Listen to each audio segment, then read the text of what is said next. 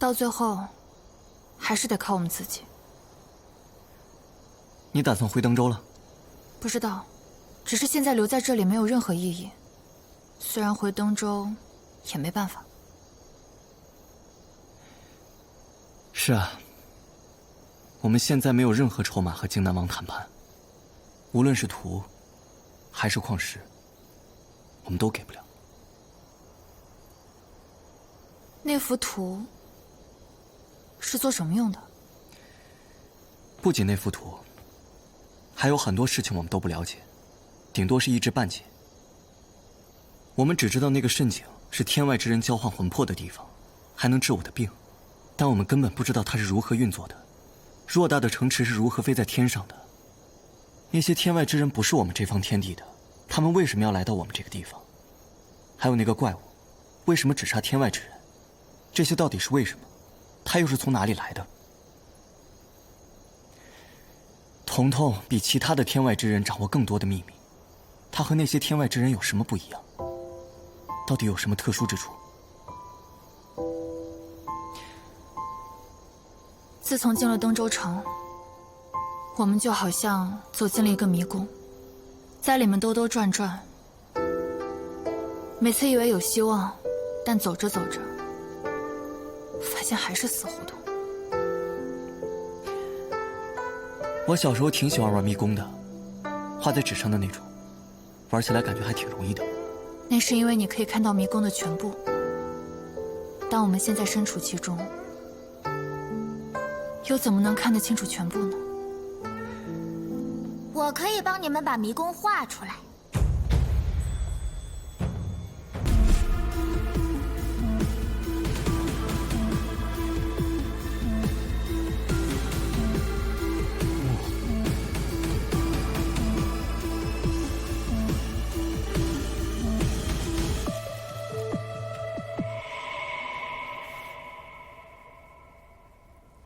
归根到底，虽然图纸很重要，但是更重要的还是矿石。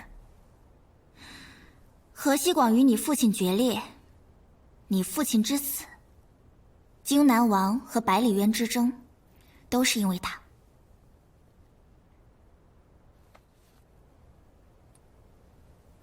这上面镶嵌着的绿色小石头，就是秋石。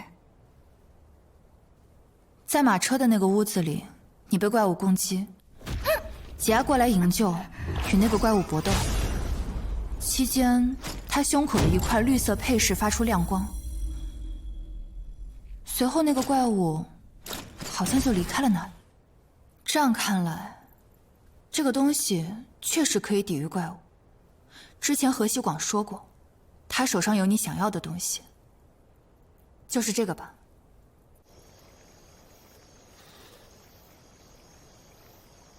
能保命的东西肯定重要啊。铁甲人胸口上的那块绿色配饰，也是秋石吧？是的，就是形状不一样。这也就解释了为什么高蒙殿来的天外之人，只有我父亲和河西广活了下来，因为他们有这样的石头。荆南王毫无顾忌地留在登州，是不是因为他也有这个？曹建德跟他合作了那么久，他有这个，也不奇怪。那看来这东西也没那么稀有吧？最起码你们几个人手一份。那得看炼化这几颗石头用了多少年。河西广给我的这一颗，应该是目前仅多余出来的。还挺讽刺的。这些天外之人在你们那里是达官贵人，削尖了脑袋想要来到我们这里，却成了下等人。明明有保命的东西，却分不到手里，他们只能一个接一个的等死。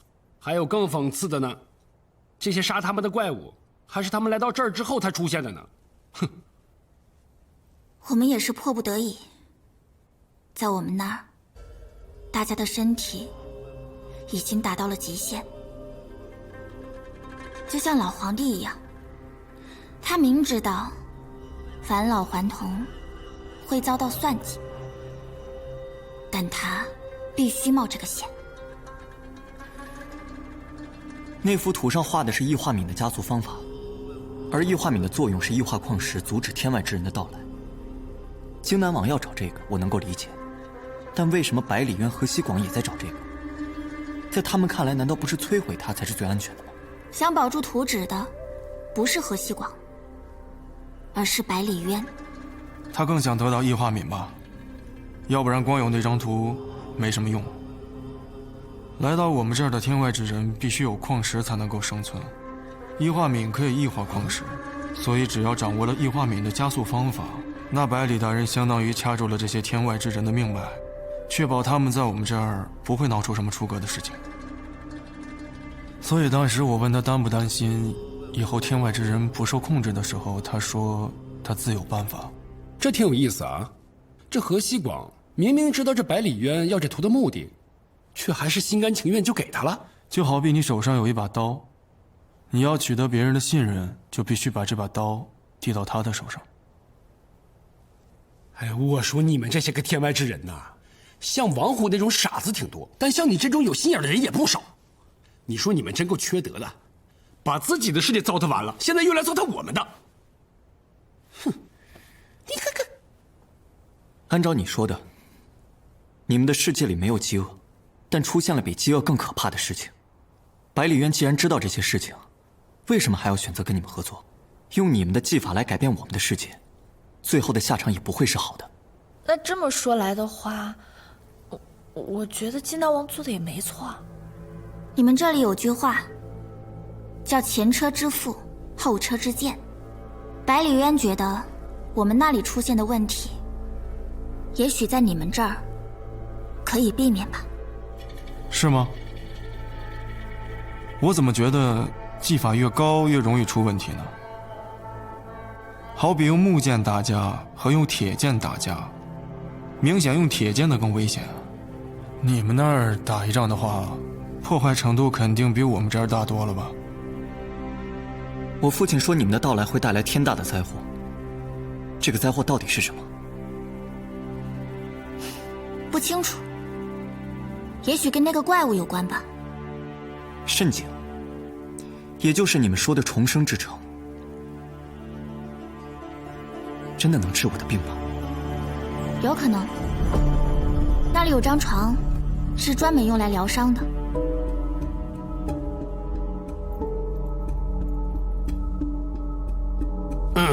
我问点跟我有关的问题啊。我的传家宝是怎么回事？为什么它能感应到怪物呢？我记得你之前说过，你的传家宝已经传承了100多年。可是那个怪物，是从这些天外之人第一次来到我们这儿才出现的，只有20多年的时间。这么来说，应该是先有怪物，再有传家宝。这个怎么解释？对啊，这就好比先有鞋垫，再有鞋一样，这多奇怪啊！这确实很难解释，就好像我们不理解为什么你们跟我们长得一样，但头脑却被某种东西限制住。浩瀚星辰中，跟我们长得一样的人是不是还有更多？为什么会这样呢？人外有人，天外有天。你们对我们做的事情超出了我们的理解，是因为你们比我们更强大。难道就没有比你们更强大的存在吗？说了这么多，其实我们最在意的是，那些被你们占据身体的人还能不能回来？尤其是我弟弟，他的魂魄到底在哪儿？怎么样才能把荆南王的魂魄赶走，让我弟弟能回来？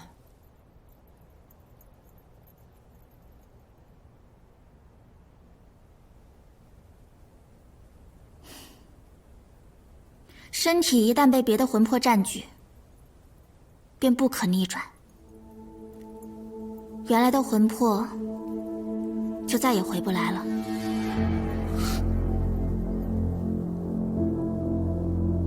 所谓的魂魄被压制了，就等于死亡。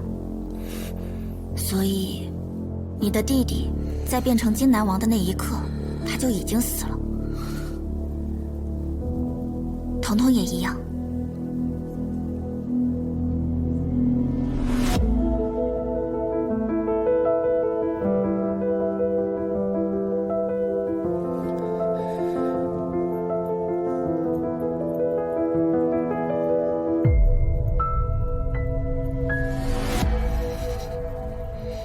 对不起，虽然我给你们画出了迷宫，但是这个迷宫没有出口。为什么相比于其他的天外之人，你知道的事情有这么多？因为我和曹建德、何西广一样，都是移民的发起者。这一次来登州，是我主导的。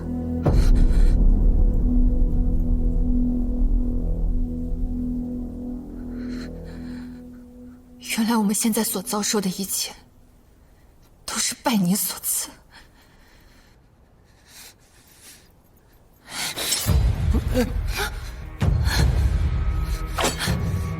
让开！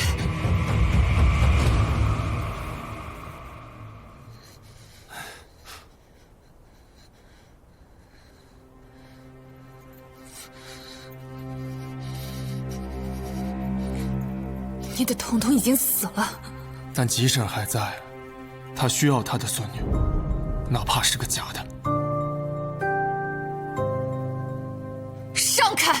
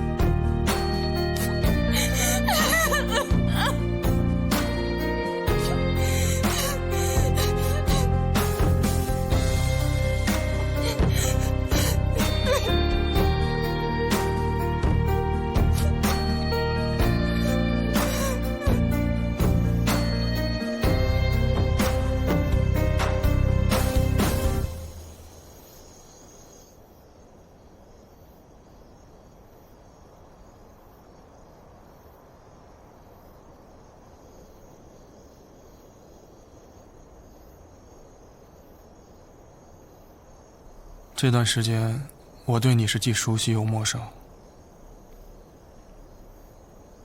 现在只剩下陌生了。老实说，如果不是因为你顶着这样一副皮囊，用不着曾倩动手，我先杀了你。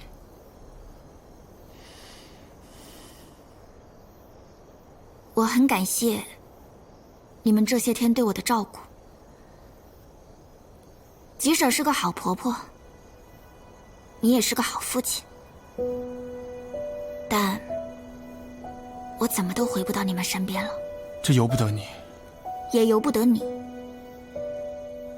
从踏进百里府那一刻起，我就再也出不去了。你不会杀我，但他们会。我来到你们的世界，只想活着，哪怕是自私的活着。我们那个世界有很多人像我这样，这可能是我们灭亡的原因吧。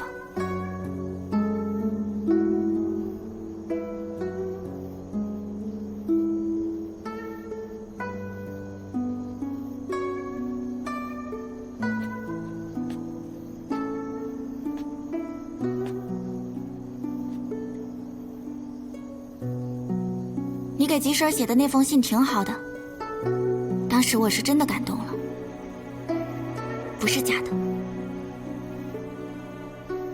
如果还有下辈子，我希望我们能成为一家人。但这辈子，你就忘了彤彤吧。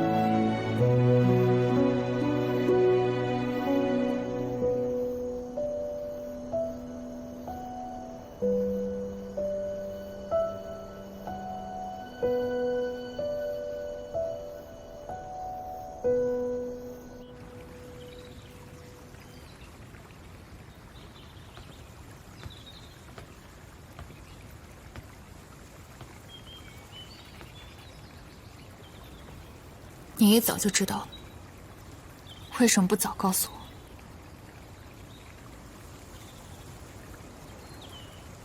我？我能想象，你知道真相后会是何等的绝望。我没有勇气面对这一幕，但我不想继续哄骗你。虚无缥缈的希望，比绝望更痛苦。可有些人，就是要靠这些虚无缥缈的希望活着。绝望至少能让我们停下脚步，而虚无缥缈的期望只会让我们继续前行，直至深渊。倩儿，放下吧，我不希望你去找荆南王，白白送了性命。我现在的结果和那样有什么区别？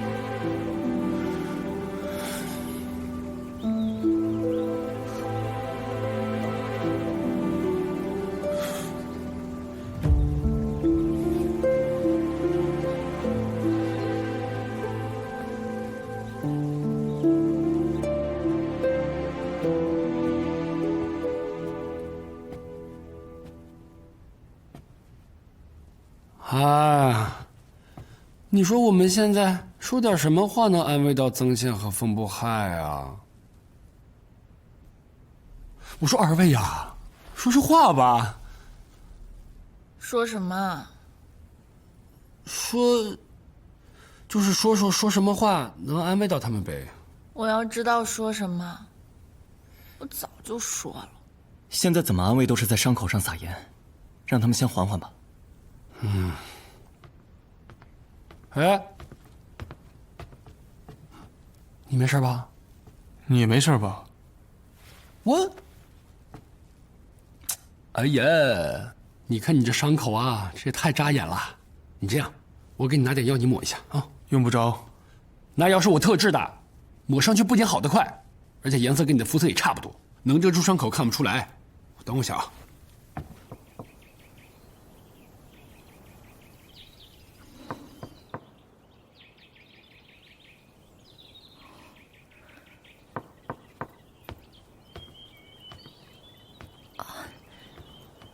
见过小姐。我找彤彤，她在屋里吗？不知道，敲门没人应，可能在休息吧。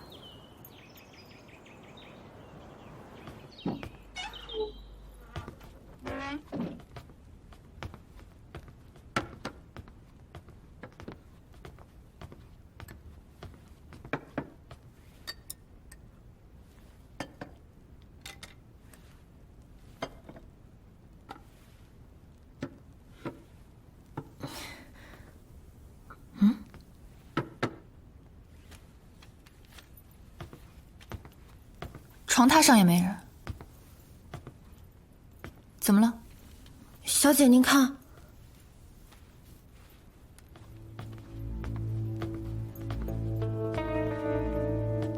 刚才我来找彤彤，屋门关着，我推门进来，屋里没人。他在桌子上发现了这张字条，压在石盒的下面。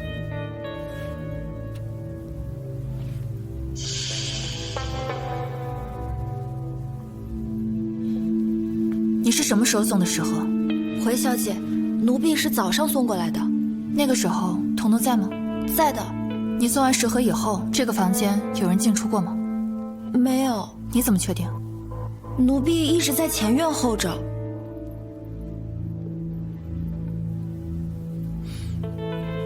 你先退下吧，这件事情不要和任何人说。是，小姐。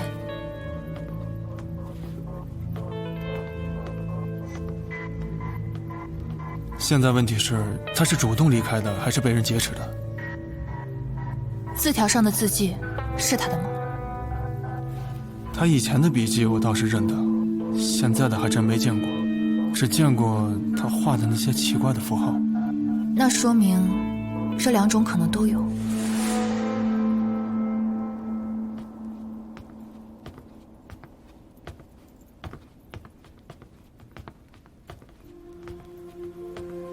你来之前我都查看过了，当时屋子里除了我跟那个侍女，确实没有别人。窗户是从里面关着的，没有被敲开过的痕迹。那他是怎么从这儿消失不见的呢？如果他是主动离开，有可能是从河西广那里拿走了什么奇异物件。如果他是被劫持的，那能做到神不知鬼不觉，一点痕迹都不留。如此诡异，我能想到的只有金南王的挤牙。不是说两个挤牙不能轻易接触吗？那金南王的挤牙不应该贸然来这儿的。可除了这两种可能，我想不到其他的解释。我刚才让那个侍女不要把事情张扬出去，是考虑到，如果彤彤是主动离开的，那你只要找到她，就有机会把她带回到吉婶身边，而不是一直让她困在百里府。如果她是被劫持走的，那对方不管是金南王还是其他人，这个对手都不好对付。不管怎么样，我现在都应该先回登州了。我父亲怕我去找金南王，不会轻易让我离开。你跟曹胜他们先回去，我找机会跟你们会合。登州见，这也太言简意赅了吧？什么意思啊？意思是我们该回去了。这孩子到底闹哪出啊？哎，曾倩呢？他说他在府上暗中打听打听，看有没有什么线索。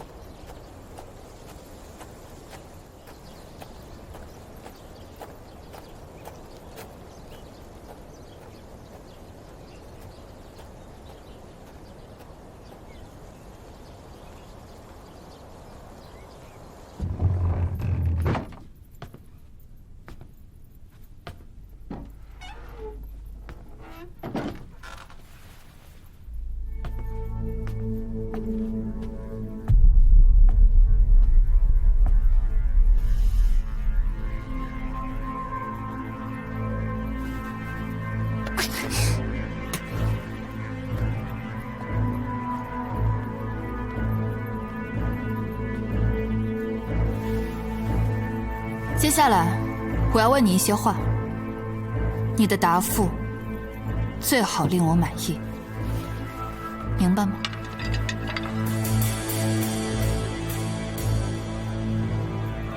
你满意的回答，如果是假的，有意义吗？这个答复我不满意，你最好考虑清楚了再回答我。下一件，你可就没那么好运了。我弟能不能回来？我说过了，不能。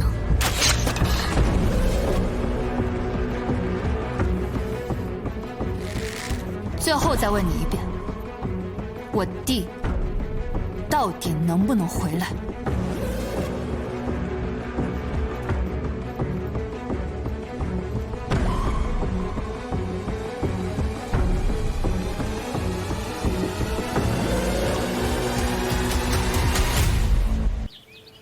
我弟到底能不能回来？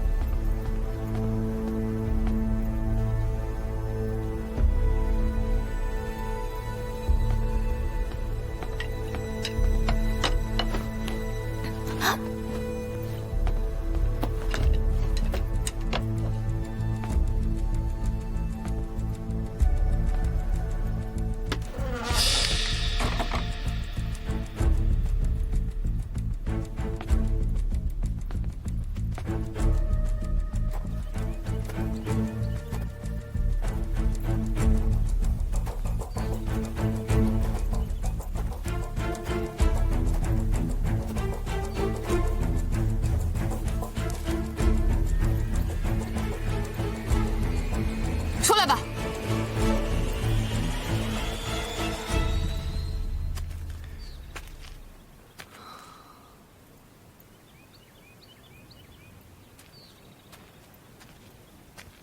你怎么在这儿？我出来散心，看到这屋子挺别致的，就过来看看。你怎么也在这儿？看不出来吗？在练剑。穿这身衣服？这2天穿习惯了。登州剑，这也太言简意赅了吧？这孩子到底闹哪出啊？哎，曾倩呢？他说先在府上暗中打听一下，看有没有什么线索。我想找那个侍女再问问。分头行事吧。谢公子，你跟我一起吧，我想去查查彤彤的早膳有没有什么问题。好，我再回趟彤彤屋。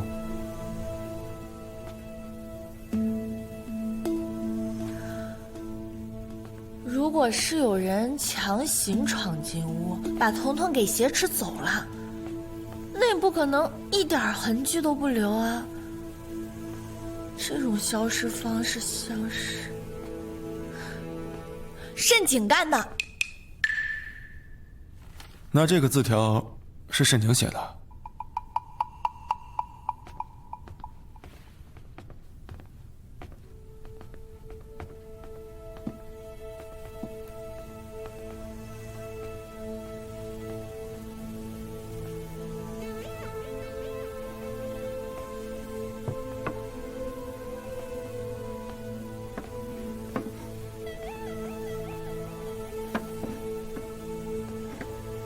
这几个范例不应该在这儿的。那桌上掉几粒饭不是很正常吗？彤彤用完早膳就不见了。早膳是没有米饭的，午饭里有，但是午饭还没动过。那昨天晚上留下的？如果是昨天晚上的餐碟没有收拾干净，那今天侍女来送早膳的时候，应该会把桌面清理一下的，不太可能会留下饭粒。而且这几个饭粒很明显是被什么东西压过，所以极有可能是跟着早膳的食盒一起出现在这儿的。当时它粘在食盒的底部，所以被压成这样，侍女没有发现。等她在收走食盒的时候，饭粒已经粘在了桌子上，但是她没有来得及清理，因为她当时看到这张字条。这张字条有2个地方看起来色泽不太一样，像是印记，摸起来还有点发硬，很像是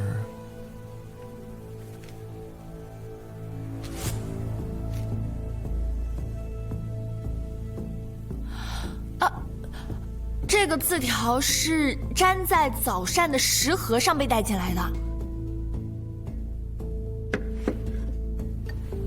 我们假设这个字条的正反2面都沾有饭粒，正面沾的少，反面沾的多一点。侍女将食盒提过来，放到桌上，反面因为饭粒多就粘在了桌子上。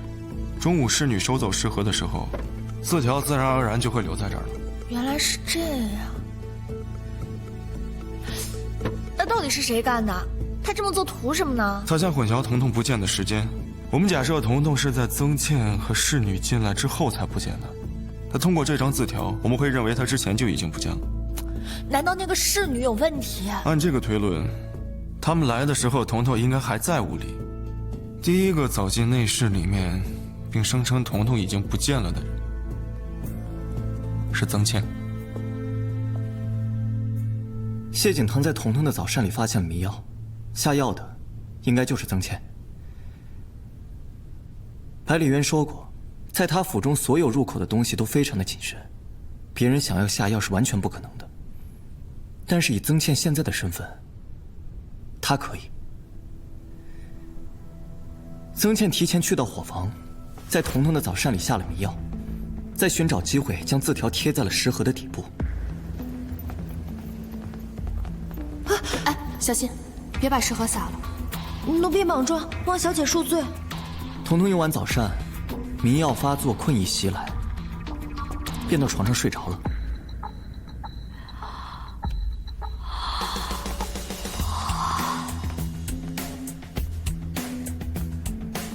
到了中午的时候，曾倩假装遇见了侍女，一起去找彤彤。进屋之后，侍女在收拾桌子，曾倩趁机走进内室，将昏迷在床榻上的彤彤偷偷地给藏了起来。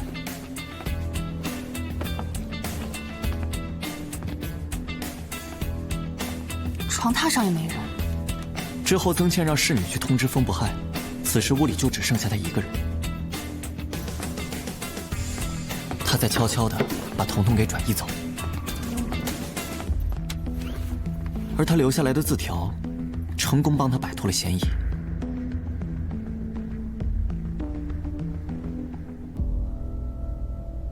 上次他就差点杀了彤彤，现在他又把他带走了，那岂不是？暂时他应该没什么危险，不然的话他就不会下迷药了，直接下毒药了。他写字条是为了误导我们，让我们回登州。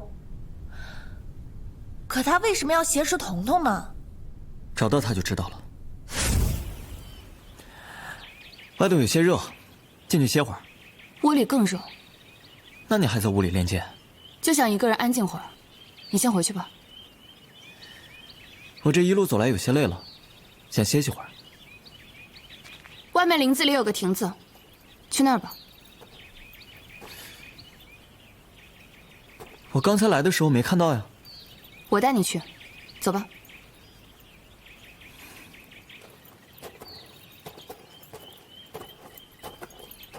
怎么就你自己？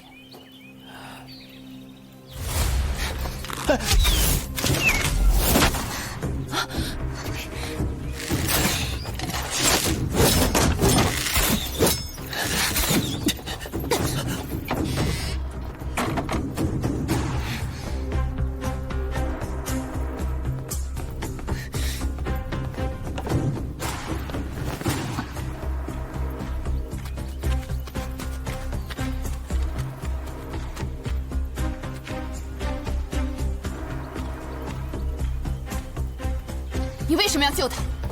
你不是我。彤彤虽然没了，但在你心里，也许他还在吧。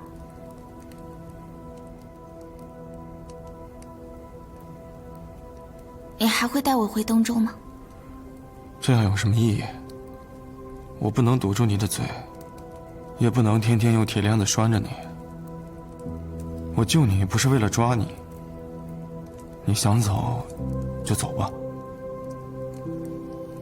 现在特别能理解曾倩，人最大的绝望不是得不到，而是费尽心思后发现，得到的不是自己想要的。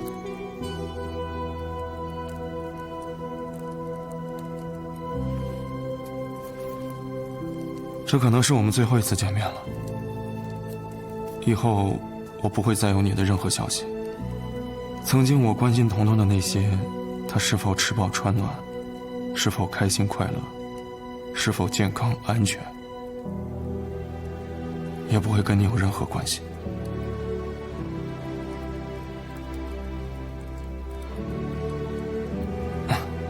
当然，跟我也不再有任何关系。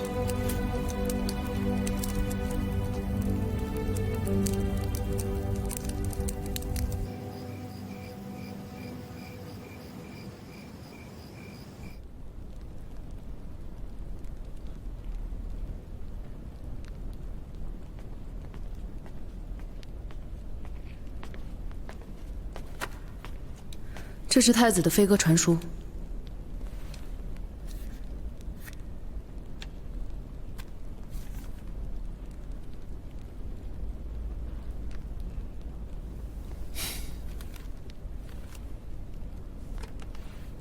我这个姐姐可真倔呀，到现在竟然还相信自己能救回曾信。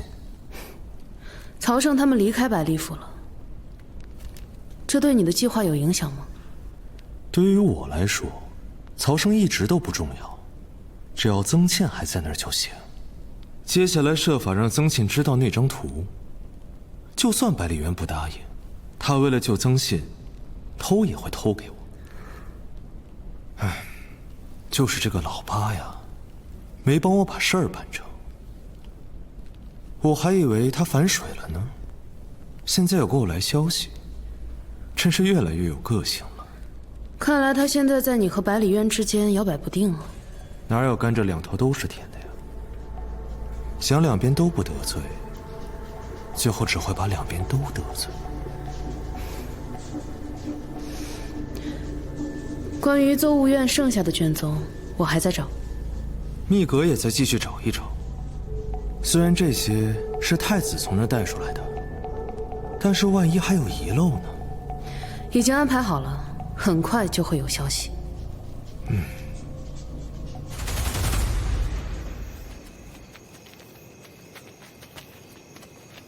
哎，好饿呀！弄的什么吃的回来呀？一点惊喜都没有。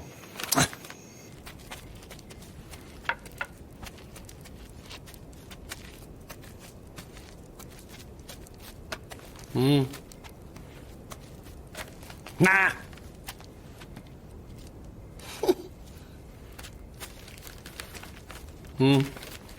吃点吧。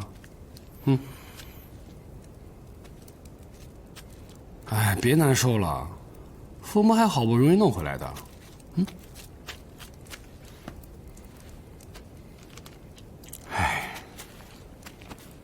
我说你就别伤心了，就算你不吃不喝，曾倩也不会回来叫你声虫哥哥啊。你说什么呢，谢景堂？我这不是开个玩笑，安慰安慰他嘛。你可真会安慰人。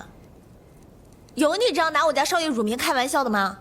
我真不是那个意思，他不叫虫哥哥吗？难道我叫他曹虫啊？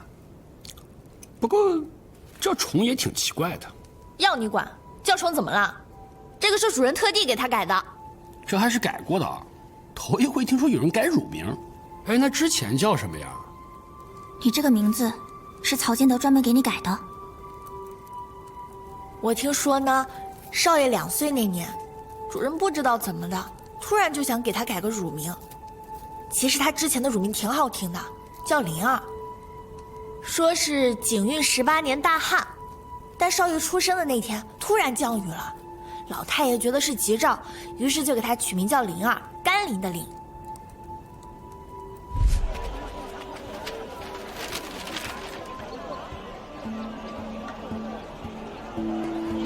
你是22岁，你是景运18年出生的，今年应该是24岁。那你为什么对外说你是22岁？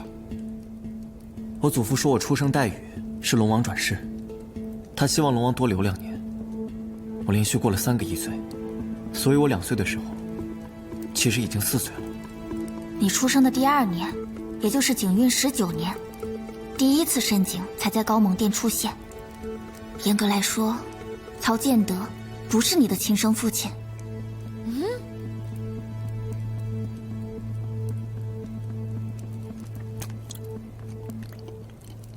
二我说，你们这聊了半天，聊什么呢？这是啊？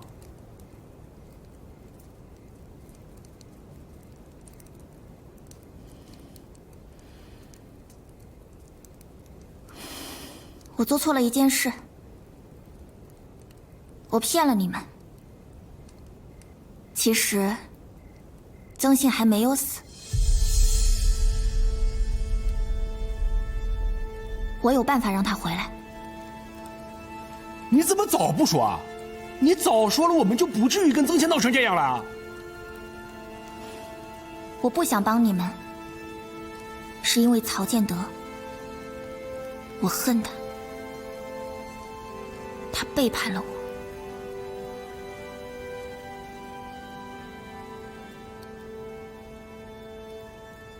我和曹建德原本是恋人，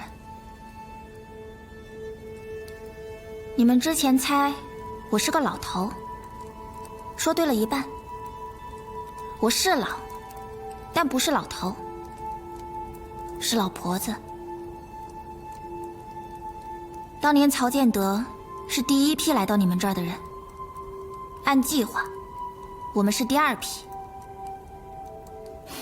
本来我们可以很快见面，可是因为出现了那个怪物，导致我们第二次计划推迟了10几年。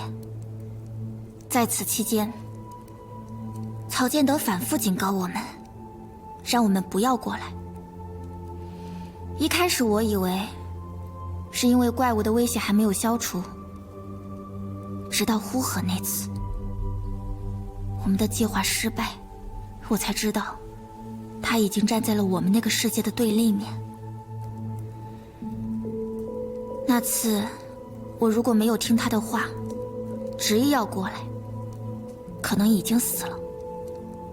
但这一次我不得不过来了，因为我在那边的身体无法支撑了。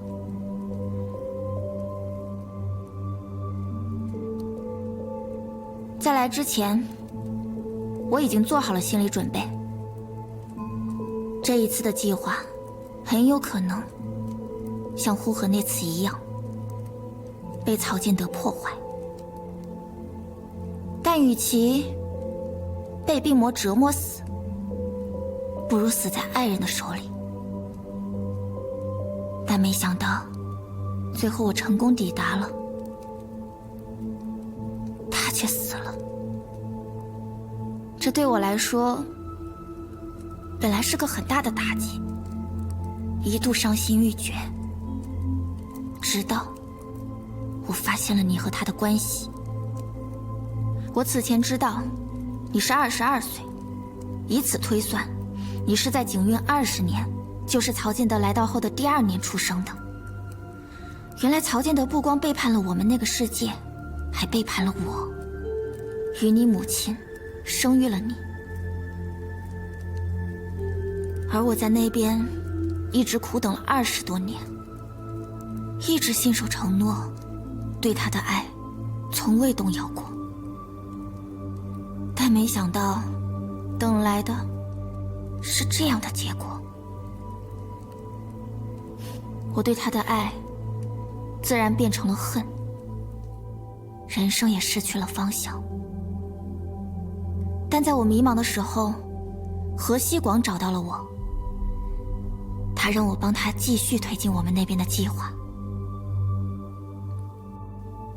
这么一来，我无论如何都不会帮曾倩救回他弟弟，因为虽然重生之城可以进行魂魄转移，但不能进行反向操控，不然会毁掉重生之城。那就相当于彻底摧毁了我们来到你们这儿的计划。但如果你的实际年龄是24岁，那就是你出生之后他才占据了你亲生父亲的身体。他从来没有背叛过我，是我误会了他。而且他还把你的乳名改为了虫，在我们那儿，虫的发音是星星的意思。我和他曾经约定，我们未来的孩子以星辰为名。他不但没有背叛过我，而且心里一直有我。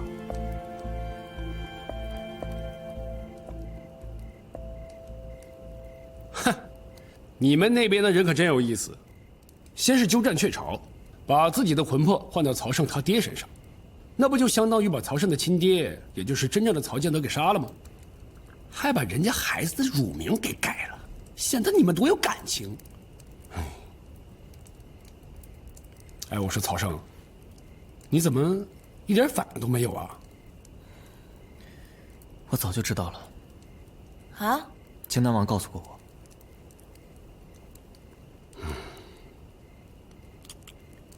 虽然你说的情真意切，但是不是又在扯谎骗我们呢？哼，一时一个样。我没必要再骗你们。你都骗我们多少回了？你刚说曾信他们死了救不回来了，你现在又说有办法，反复无常。之前和你们说的那些，是何西广和百里渊的意思。那就是你们合起伙来欺骗我们。百里渊不想让曾倩去找荆南王，从而涉险。希望我将事实说出来，打消他离开的念头。百里渊想让曾倩知道一些事情，委托你去告诉他。说多少？全部，照实说。但他们知道的事实，和我知道的是两回事。一个人的身体被别人的魂魄占据，原来的魂魄被压制，就相当于死亡。这是他们所知道的。但是何西广是20多年前来到你们这儿的，在这20多年里，我们那个世界一些技法有了不少的突破。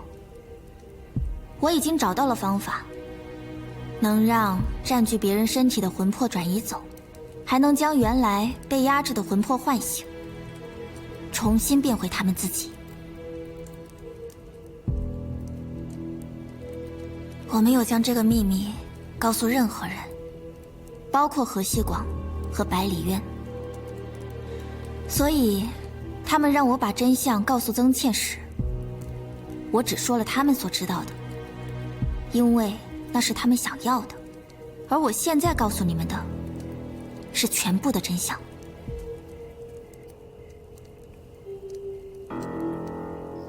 所以说，所谓的统统失踪，是你设计的。倩儿，你糊涂啊！你为什么不相信我说的？就算你杀了他，他也没有办法帮你。对不起，父亲。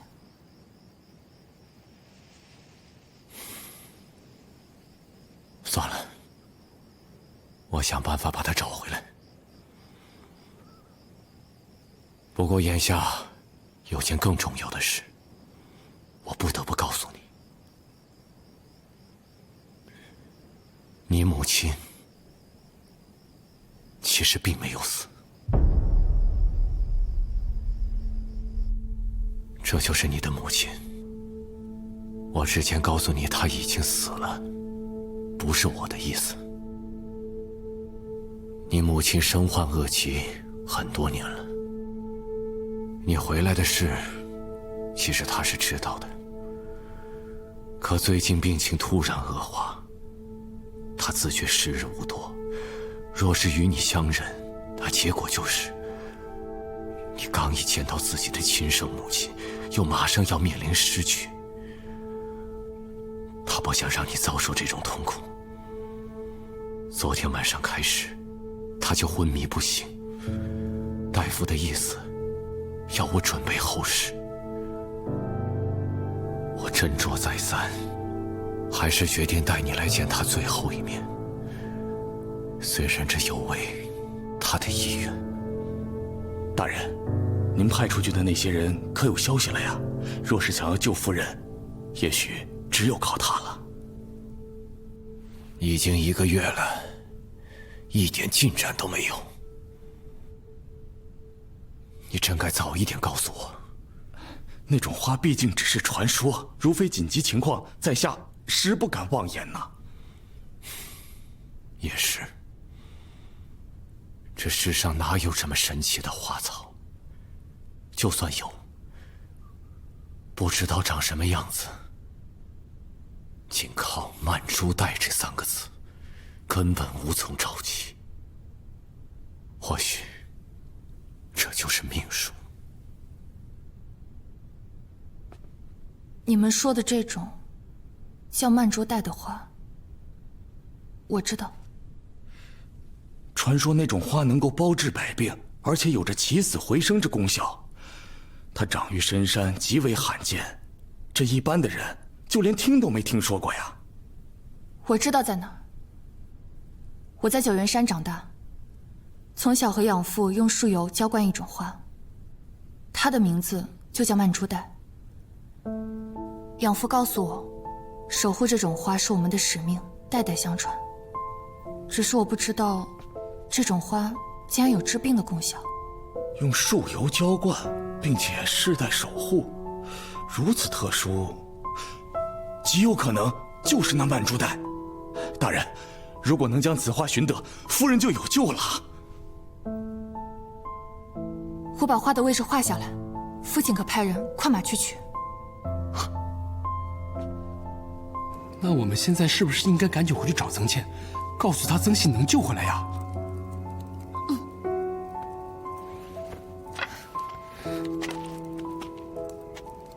少爷，你怎么啦？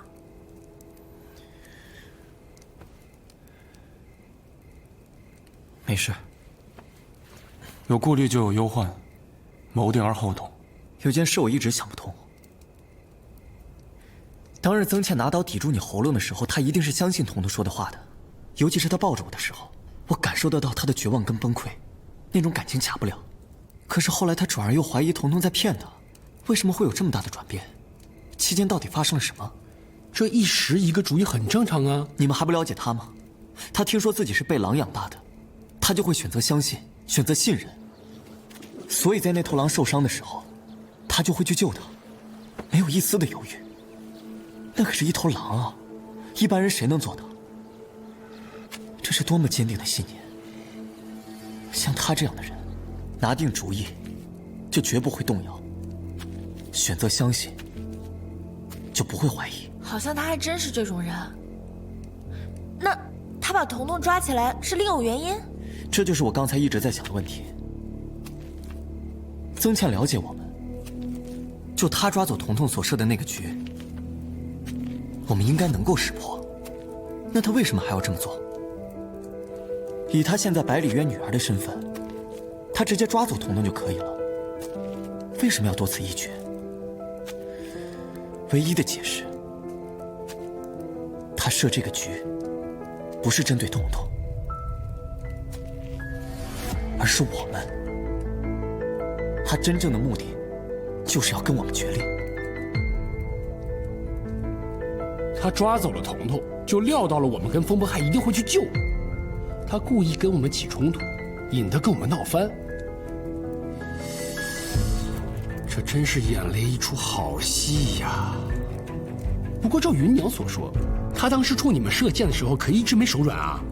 对啊，当时他跟我们屋里屋外的就隔着一道门，他发箭那样，可真是不管不顾的。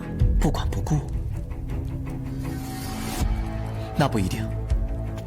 曾倩的鼻子非常灵，我们身上都有一种特殊的味道，她很敏感。艾草。哎，你脖子那儿怎么了？被蚊子叮了？我从小就容易招蚊子。他们不是每天晚上都会在屋里点那个艾草？我不太习惯那个味道，就没让他们烧。所以他即使看不到我们，也可以通过我们身上的味道辨别我们的位置。他一定知道彤彤不在之前的地方，所以看似射他的第一箭，其实是想告诉我们，箭要来了。他了解我跟云娘，只要不是冷箭的话，我们都能挡得住。所以后来射向我们的那些箭，他心里是有数的，他知道伤不到我们。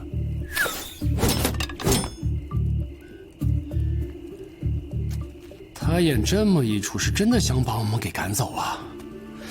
那字条上的登州剑就好理解了，他一开始就想让我们离开，但是他为什么这么做呀？想不通。以他的性格，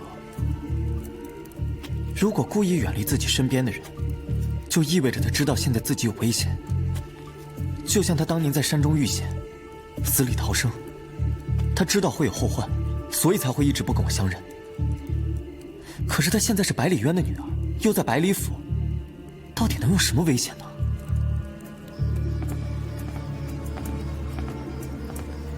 我知道现在一定有问题，可是我不知道这个问题到底是什么。那不妨我们把所有的事情重新捋一遍，从百里府开始。我们找百里渊，是因为我们觉得他有可能会来帮助我们。理由是因为我们知道，他曾经担任过邹务院的掌院，而且曾经下了道密令，让风不害前去解救曾倩。曾倩现在有困难，按道理来说，他应该会出手相助。可是后来我们到了百里府，跟他说了这件事，他却矢口否认，说自己虽然担任过邹务院的掌院，却从来没有下过密令。邹无，这是京城800里加急送来的，密阁里果然还有剩余的卷宗，但是没有被归在邹务院卷宗的分区里。听说是在一个不起眼的角落里被搜出来的。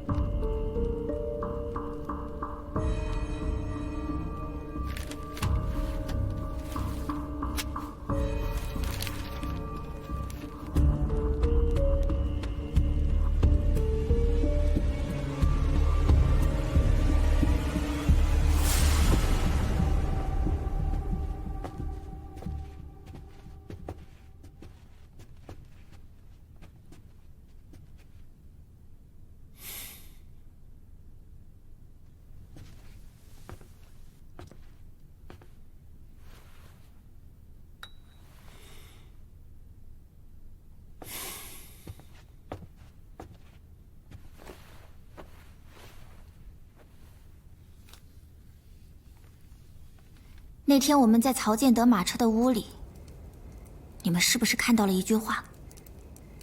里面提到了神殿。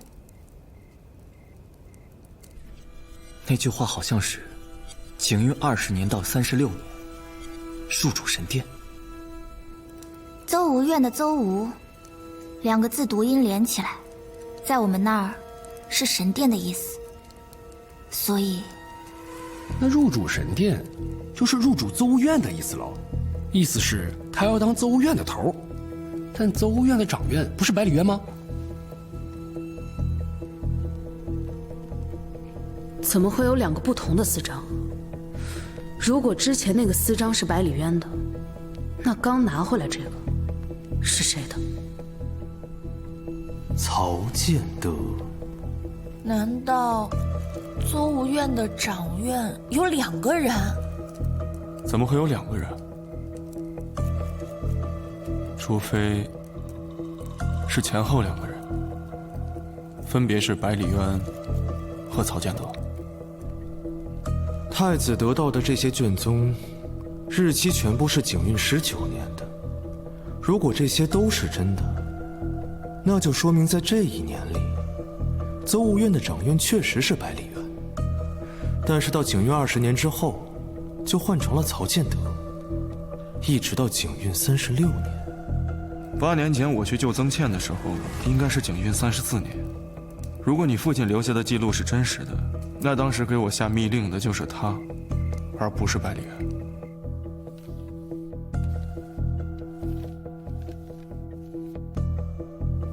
那他为什么要承认是自己下的密令呢？他一开始就没认，是我们一步一步把人推到这份上去的。那不管怎么推，不是他做的就不能认啊！重要的是百里渊到底是不是曾倩的父亲？肯定是吧，要不然怎么会知道他那么多事儿？他知道他是猎户的身份，也知道他家住哪儿，还有他父亲被杀的事儿。问题就在这儿。如果给我下密令的是曹建德，那知道这件事的除了我跟他，就只有当年要袭击曾倩和他养父的人。这么说，百里渊是曾倩的杀父仇人？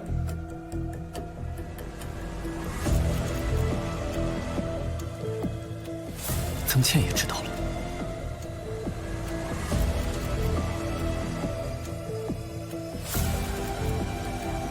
那么曾倩做的这些事情也就能够解释得通了。他一定是知道百里渊是他的杀父仇人，具体的方式我们不得而知。而且他还知道了曾宪再也不能够回来，整个人陷入到绝望之中。他现在想做的就是手刃仇人。可是对方是百里渊，他他已经做好了赴死的准备，所以才会把我们远远的推开。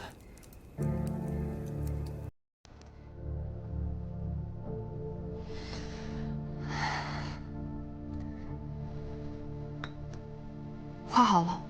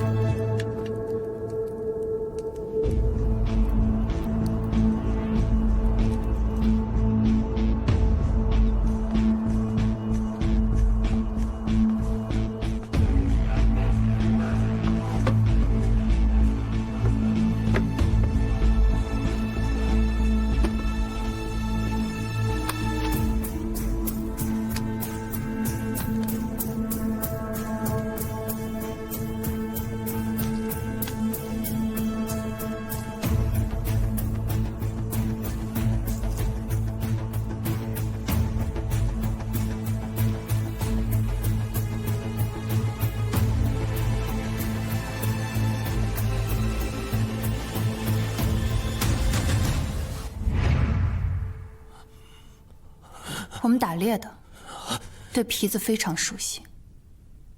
我那把刀，刀柄上的皮子是葵毛牛皮，比较普通；而你的刀是极为罕见的雾毛牛皮。这种皮有个特性，新皮呈暗红色，久而久之，会变得和普通牦牛皮一样，肉眼根本看不出区别。但遇到水之后，两者色泽变得不一样。雾毛牛皮会变成茶色。而葵毛牛皮会变成褐色。那次在湖边，我意识到了两把刀有所不同，就开始对你的身份产生了怀疑。之后我潜入到你的书房，找到了那把刀，确认了，它确实是雾毛牛皮，而且这个皮子不超过10年。但你说的那段往事，这两把刀是在我出生前就打造好的，期间你保存得很好，没有丝毫损坏。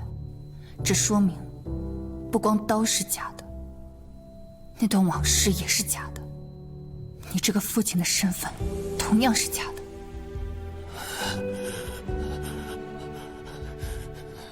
你想让你编造的故事滴水不漏，前提是必须要有一把和我一样的刀。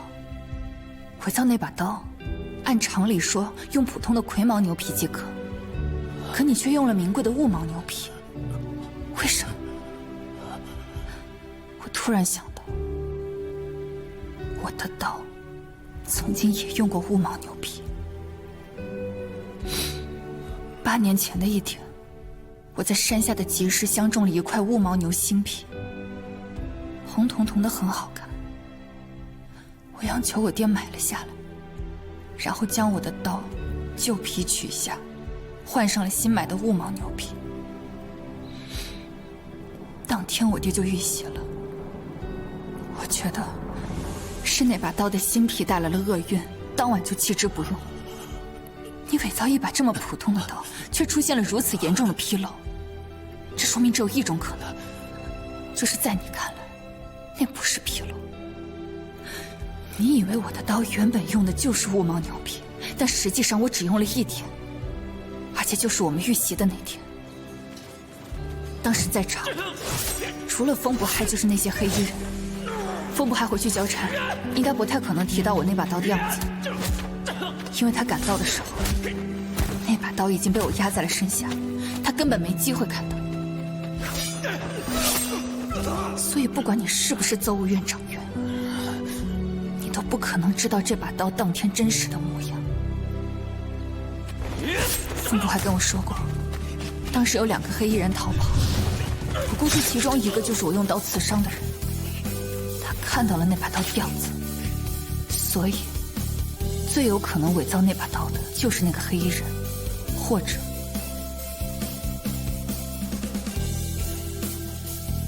他的幕后主使，也就是你。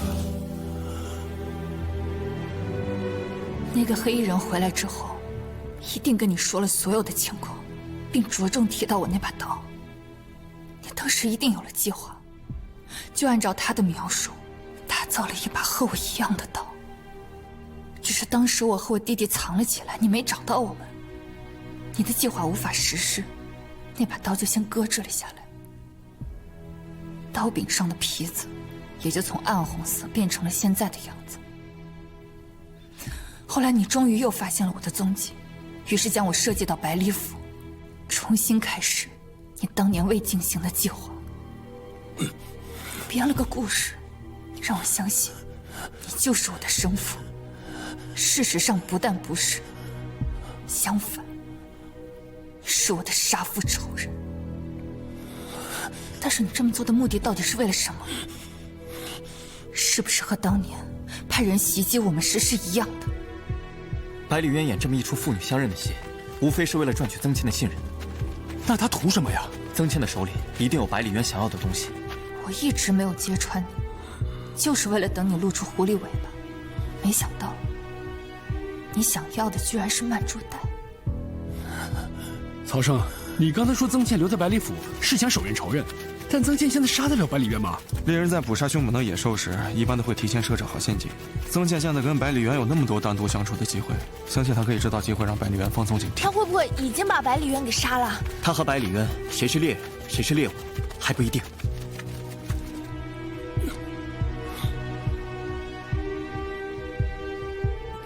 你以为杀了我，你能活着离开百里府吗？我从没想过走出去。你忘了，我跟你说过，我现在和死了没什么区别。这话你不是跟他说的，是跟我说的。